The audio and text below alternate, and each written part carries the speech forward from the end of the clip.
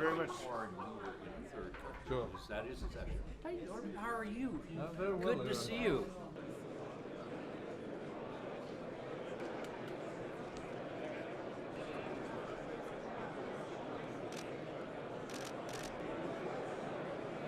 Ladies and gentlemen, please take a seat. Actually, I do not have to introduce President Sargsyan, who is the president of Armenia. Very thankful for you to join us and being here. So thank you again for taking a seat at our stage. But he's not only a politician, but he's also a physicist, professor of physics.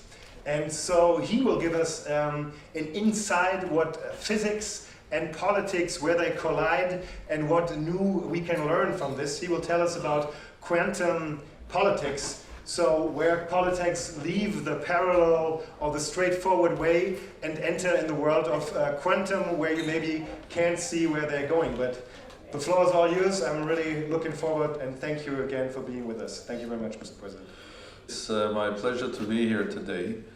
And let me just start with the theme of this conference about the complexity of our world, the world that we are living. I think the voices and the noises that we hear today are all about that is too complex, unpredictable, difficult. We don't know where we are heading. Too many questions and too little answers. And I don't know, will I add to the questions or to the answers? Most probably more to the questions rather than to the answers. But I would like to start from the speech of President Steinmeier today when he was speaking about the complexities of the world, but also mentioned one specific phrase saying that in this new world that we are living, and most probably the internal agendas of specific nations and states are having huge influence on international relations and policies and uncertainties that we're facing, that we're living in a completely different world already. Maybe we don't notice that, maybe we don't speak about that because we're still thinking classically. We're thinking about the big story, which is still there, because the big bodies are still classical. But when you go down to the smaller elements of the matter, in this case, the matter of public, the things are changing dramatically. And this is where I would like to call it the quantum politics. Okay. The notion you can take as a metaphoric, another way saying that things are different, or you can take in a form that the classical institutions are becoming less and less important or relevant, and we can discuss about that. Or you can take in a form that quantum technologies, the new technologies, are having huge impact on our lives, or even further, I think they are changing not only the way we live, but also saying they are also changing the fabric of our societies. We have to be brave in order to come up with non-standard solutions to the problems that we are facing, and so on. So I'll stop there. But all of that started probably around 100 years ago, here in Germany as well. More than 100 years ago, I think, the world of physicists were living a similar situation. I mean, they were all fine, happy with classical mechanics. Everything was explainable, like it was 20 years ago in politics. But then they started discovering features of physics that could not, Newton's classical mechanics could not be explained. So huge confusion, didn't know where we are going. There was a collapse of the world. Things were there, you couldn't explain what's happening. Uncertainty in physics was growing from day to day until physicists realized that they have to change. Not to find something new, but to change the way they think. So instead of thinking classically about objects that are moving from one place to another, when you can't go to the smaller size of the same object, to the atoms, further down, molecules, atom to the elementary particles, the classical logic doesn't work. It's not only about physics, the logic doesn't. What is simultaneous? Can they be in the same place at the same time? So, but I mean, the not artificial intelligence, the human intelligence, the genius found a way to that, saying that we have to completely look at this problem from a different point of view. Because of the innovations that came from quantum mechanics, we started living a completely different life. We started flying to the moon, we started creating nuclear power plants, we created something which is here, in my pocket, which has changed our life. Yeah? This is quantum physics as well. We have learned to use the nuclear power for good and for bad, to use the solar energy, which is so little, in a proper way, and so on and so forth. And we are going to use it even further and further and further, because quantum technologies, quantum lasers, quantum computing are dramatically going to change us. But they are changing not only the equipment technology, they are changing our societies as well. Okay, this one. What does this mean? There's me, and there's me. I'm the material one, and this is the virtual one. A big part of my life is virtual. So I live a material life, and I live in a material world which is regulated with specifics, understandings. It's a classical world. But I also live here, which is virtual. I'm interconnected worldwide. My interconnection is with the speed of light, and my interconnections are so much, and they're unpredictable, and they are not ruled by classical ways. This is a world without regulation, but this is a big part of our life. So we humans now live two lives, one a virtual one, the other a material one. Do we like it or not, the virtuality grows every day. Do we like it or not, it is going to have impact on our material life, and it is having impact on our material life in many ways. Well, let me give you, or ask you a question. Does this impact how democracy is exercised? Of course, yes. In a classical world, how do you exercise democracy? From election to election, meeting your constituency every 3-4 months, as you get a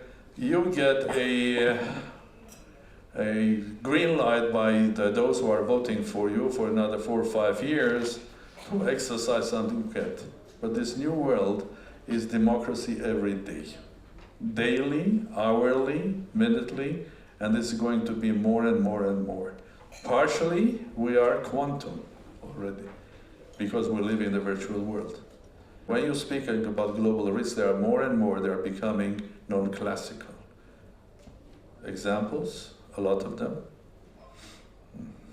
Viruses, how do you spread? They start somewhere in China. We're lucky that incubation is 14 days. Imagine the incubation is a month or 2.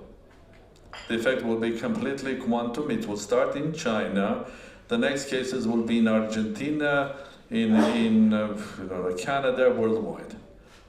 They will not start moving gradually from China, step by step, with a specific classical speed. No. One case here, not next one. Why?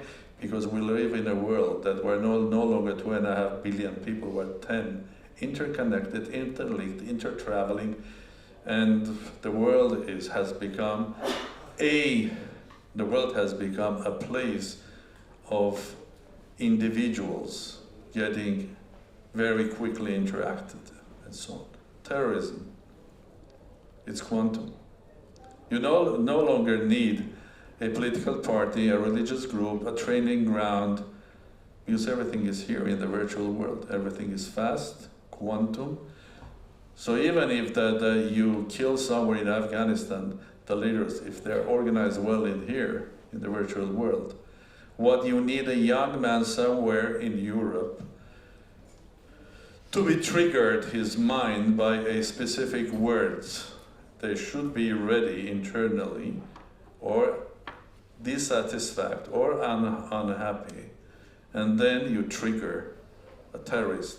You can teach him here, you can move him, and he can act it. So how do you fight it? By sending troops, bombing, what? So it's quantum. So in order to fight terrorism, we have to rediscover the new world that we are living, and we have to try to understand.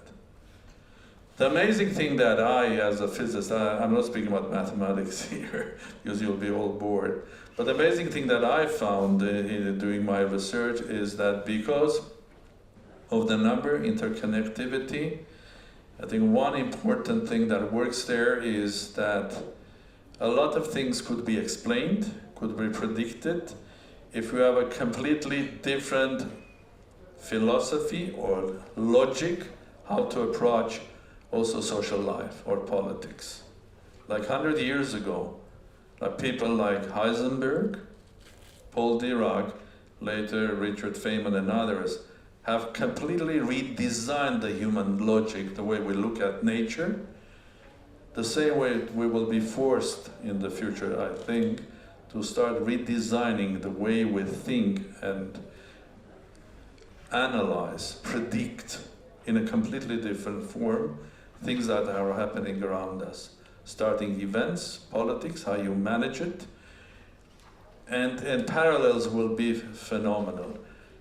The example that I brought to you of a revolution in Armenia is a classical fusion of elementary particles. You have plutonium or uranium, which is of a specific mass. In the social society is a specific mass of unhappy people. And you don't need any ideology, you need just a couple of high energy, energized particles. They come and hit.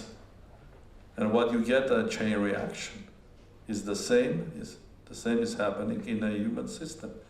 So the world is changing. And there is no amazing, it's not amazing because it's interesting. We are a part of nature. Why on earth quantum mechanics can explain not only individual particles, but also their connections or clusters, groups like atoms, molecules, it's run by that. Why on earth it cannot explain, not quantum mechanics, but that theory that takes care with the similar logic, why it cannot explain human society? I do believe it can, because we are also a part of nature and our behavior. Maybe individually we're different, but the moment we're interconnected, we interact with the speed of light, individual becomes important. This is a new world of a quantum, the world of the power of an individual. Then you can start using laws of nature on human society. We will be explaining more, and a lot of things in the future will be explainable through a different logic. There'll be more about probability of this or that happening rather than determination or classics that, yes, if you throw this thing from here or there, there'll be a specific path. Any politician in a modern world will be affected with the changes around him daily, and his decisions, you can judge about his decisions depending, the judgment will be not deterministic, but with the probability that this is going to happen with this sort of. For the moment, we're living in a semi-classical, semi-quantum world and we don't recognize that. And that's why there is a solution. There is a pandemic in China, so what to do? Because it's big, we do classical solution. We stop the gates. We don't allow Chinese to come to Europe. It's a classical solution. There is a terrorism in Afghanistan spreading. What we do? We bomb Afghanistan. Have we resolved the issue with terrorism? No. The next day you get the terrorism somewhere else. So, welcome to the new quantum world.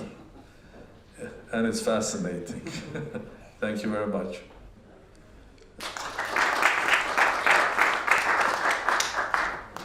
Armenia is a small state, it's a global nation. Okay? And now, there are as many Armenians living probably in the United States and Russia than in Armenia. But this is a global world. That means we're so much connected. So what does an Armenian in California, in Pasadena, coming home in the evening, what is that he does? Well, he has a couple of choices, either to have nice Armenian brandy or to watch Game of Thrones or to sit in front of his computer and to go into a Game of Thrones, which is entertainment, but interactive. Because he goes into Facebook, started giving advice to president, to prime minister, and that number of advice can grow from 1 to 10, from 10 to 10,000, from 10,000 to 50,000. And he's giving advice to the government of Armenia on taxation, for example. Okay? And the government, the prime minister, the minister of finance is sitting there, is getting 50 or 100,000 people. And if you're sensitive, you are accepting the whole fact that you live in a virtual world, this is a message to you that this is what people want from you. Then you start analyzing this unregulated flow of information to you. Out of 100,000, probably 30,000 is fake. The other 30,000 are Armenians from Armenia, and the other 30,000 Armenians from California. They have fantastic ideas, but eventually when you will pass a law, which is a classical one, it's not going to affect them.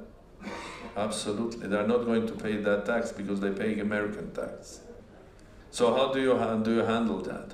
I think one of the first things that we have to start doing is to think about ways, new ways of regulating, which is things that are not regulated at all, which is the virtual world or the quantum world of politics. In the virtual world, there are no boundaries. There are quantums, individuals, interconnections. Living in California, you can have huge influence on what is happening in Armenia. To define which one is real, which one is from far away, which one is fake, is absolutely complex story. So how do you deal with that in a real politics? First of all, you have to find a way identifying those clusters which are based in Armenia. There are ways of defining them. But first of all, I think we need to think about how to regulate or to understand the quantum world or the virtual world that we live. Well, I have some ideas, but I don't want to share it publicly. I'll tell it to you because they will look ridiculous maybe, even for politicians. But until we not define the rules of the game of the new quantum world, think about how to use it will be impossible. Because we will always do something which is classical, and that classical solution will not be effective at all. And it's not only that Armenians affect Armenia. I mean, the Europeans can affect America, Americans can affect Russia, Russians can affect China, and so on and so forth. And we live in that sort of a new world.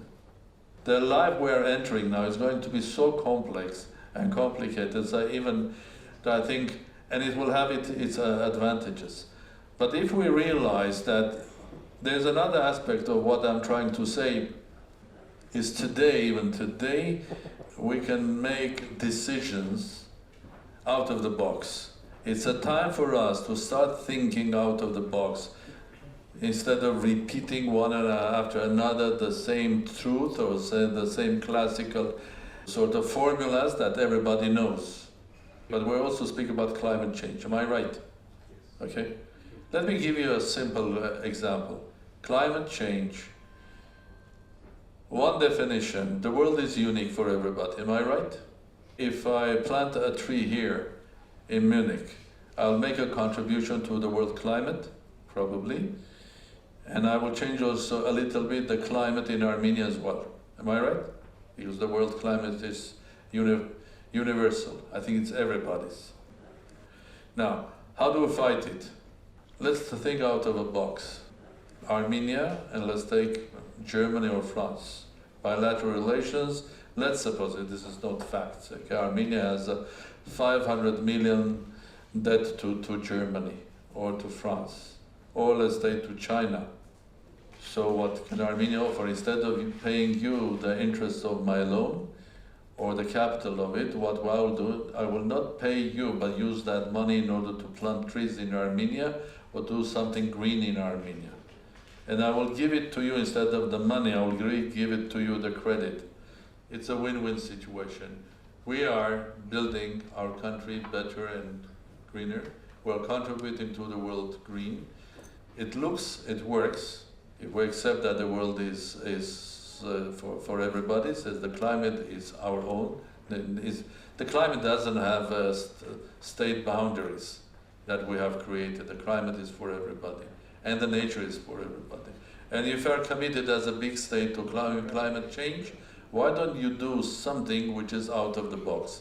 Okay, let me try to tell this story to international financial institutions. Will they accept this idea?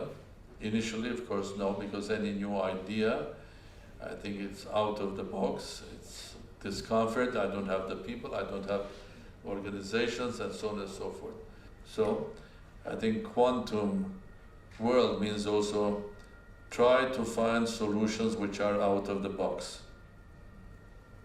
It's not about quantum physics, it's about quantum society, but just thinking out of the box. Because this world is going to change. If we continue thinking, staying in the box, we will hit the wall in many ways. And we can see it now. We're getting absolutely uncomfortable what is happening.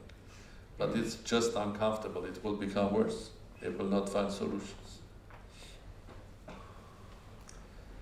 Thank you, Mr. President. My name is Peter Newman. I'm a professor of security studies at King's College London, and I say that because one of the most famous people to have worked at King's was James Clerk Maxwell, and he discovered all his theories about electromagnetism when he was working at my institution.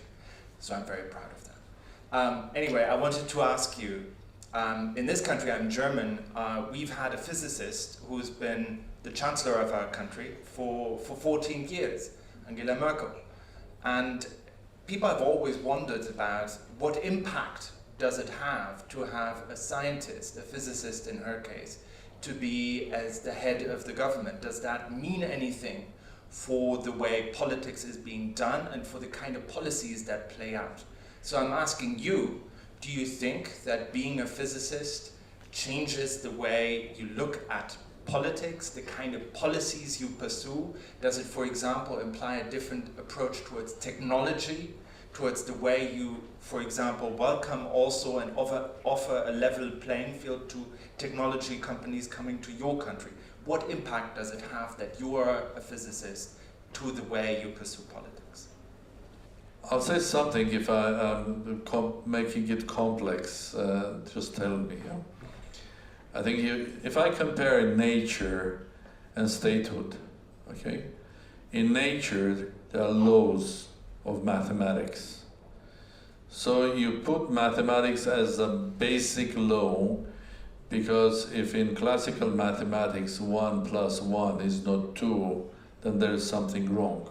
In nature, if you are guided only by mathematics, you will not learn about nature. You need physics, you need chemistry, and so on and so forth. So mathematics is the framework, is the constitution of nature, okay? Physics, biology, and others are the real life inside.